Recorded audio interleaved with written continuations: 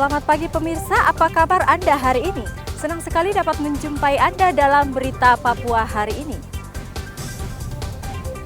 Saya Yuni Rumbarar bersama tim redaksi telah menyiapkan sejumlah berita menarik dan aktual untuk Anda. Berikut 3 berita utama.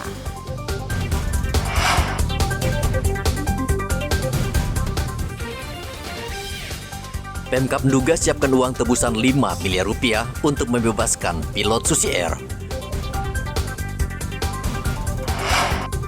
4.500 polisi dan tentara amankan kedatangan Jokowi di Papua. Usai Idul Adha, harga bahan pokok di Merauke belum turun.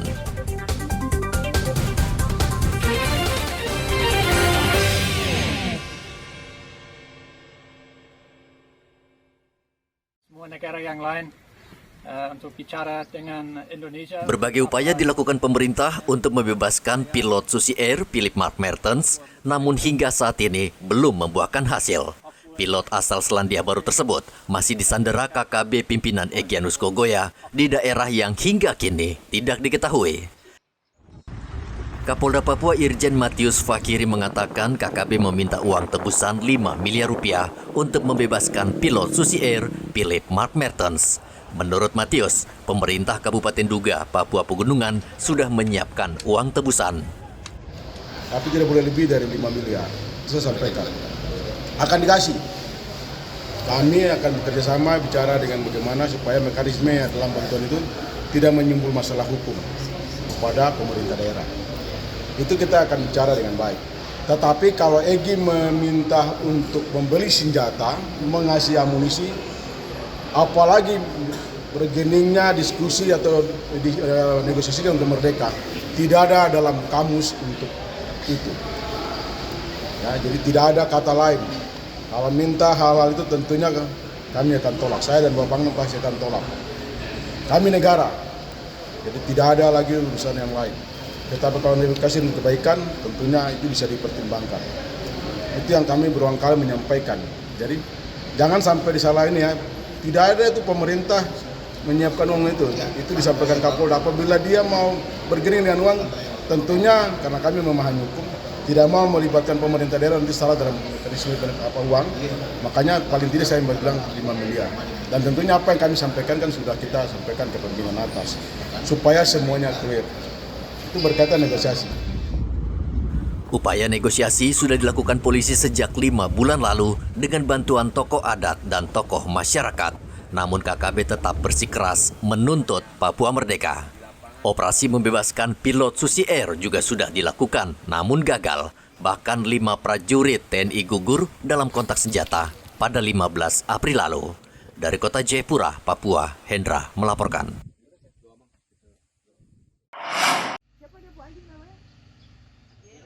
Kabupaten Puncak dikenal sebagai salah satu daerah rawan teror kelompok separatis atau KKB. Warga di daerah ini kerap hidup cemas karena sewaktu-waktu kontak tembak bisa terjadi antara aparat keamanan dan KKB. Meskipun demikian, Kabupaten Puncak terus membangun sarana dan prasarana pendidikan dan kesehatan agar bisa maju dan bersaing dengan kabupaten lain di tanah Papua. Anggota DPR RI Dapil Papua, Yan Mandenas, mendesak Pemkab memusatkan pembangunan di sektor pendidikan agar anak-anak bisa bersekolah hingga ke perguruan tinggi. Selain itu juga fasilitas kesehatan yang memadai wajib dibangun agar warga terlayani dengan baik. Dialog dengan masyarakat, saya melihat bahwa antusias masyarakat di sini untuk bagaimana mendorong generasi muda ini mengikuti pendidikan tinggi. Jadi mungkin nanti saya juga akan mengusulkan kepada pemerintah pusat untuk fokus perhatian untuk penanganan masalah pendidikan dan kesehatan di Papua. Jadi bukan saja menjadi tanggung jawab provinsi dan kabupaten, tapi pusat harus melakukan percepatan di 2 program ini, pendidikan dan kesehatan. Sehingga anak-anak Papua ini mereka dengan sendirinya mengikuti pendidikan, mereka akan turun kampung untuk menyampaikan kepada orang tuanya dan membangun dan mereka merubah mindset dari masyarakat. Jadi bahwa pemerintah memberikan sentuhan yang baik untuk keberlangsungan hidup generasi muda Papua dan masyarakat Papua di daerah-daerah konflik khususnya. Tapi di daerah konflik ini kan tidak mudah. Pak, ini bisa tampil di sini selama 10 tahun mengurusi masyarakat dengan berbagai macam dinamika yang dihadapi. Tapi itu sudah sangat luar biasa karena dari sisi keamanan sudah bisa, walaupun situasinya sangat tidak stabil ya, kadang konflik, kadang reda, tapi bisa dikendalikan. Kendati rawan konflik, Kabupaten Puncak perlahan mulai membangun. Tentu butuh dukungan aparat keamanan untuk menjaga situasi tetap aman. Dari Kabupaten Puncak, Papua Tengah, Igobat Momolin melaporkan.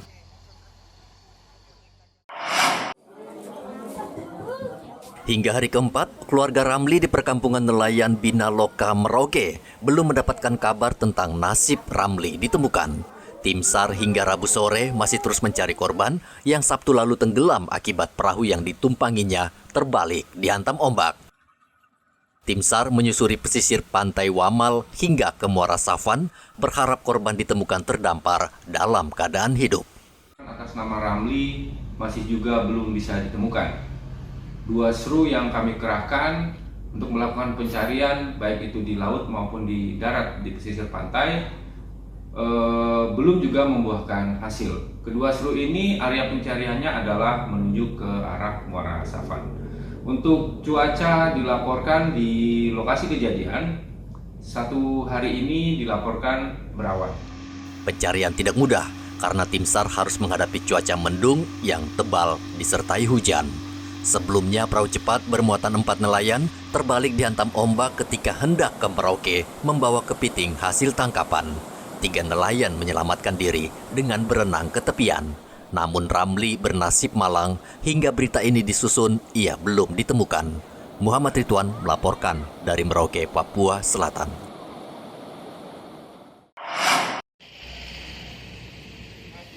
Tim DVI Rumah Sakit Bayangkara Polda Papua tengah berupaya mengidentifikasi 6 jenazah korban jatuhnya pesawat Sam Air di Yalimo, Papua Pegunungan.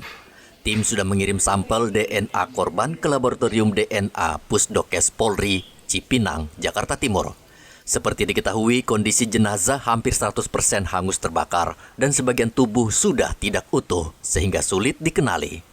Kabid Dokes Polda Papua Kombes Nariana mengatakan proses identifikasi memakan waktu dan pihaknya masih menunggu hasil tes sampel DNA yang diperkirakan membutuhkan waktu 2 minggu.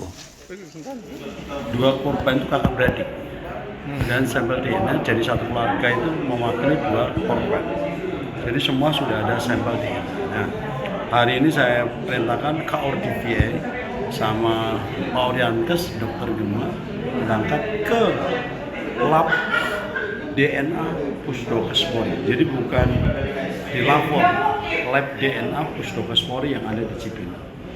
Kemudian hasilnya kurang lebih dalam waktu 1-2 pekan ke depan moga-moga bisa selesai. Jadi kondisi korban ini terbakar hancur? Oh, terbakar hampir sudah mendekati 100%. Sulit dideteksi. Ya, kemudian disimpan di lemari jenazah rumah sakit Bayangkara. Kendalanya saat ini jelas satu-satunya jalan hanya DNA kendalanya. Jadi dari sidik jari tidak bisa, dari gigi juga tidak bisa. Data antemortem dari keluarga sudah ada semua, bagaimana di korban ini sebelum meninggal, data-datanya sudah dapat kita baik foto maupun kondisi badan maupun baju dan properti atau barang yang ada dalam tubuh dia melekat sudah dapat kita dapatkan informasi itu dari keluarga. Hingga kini ke-6 jenazah tersebut masih berada di kamar jenazah Rumah Sakit Bayangkara, Polda Papua. Pesawat Sam Air mengangkut 4 penumpang dan 2 kru, yaitu pilot dan kopilot. Pesawat nahas ini menabrak tebing di Kabupaten Yalimo. Dari kota Jayapura, Papua, Hendra melaporkan.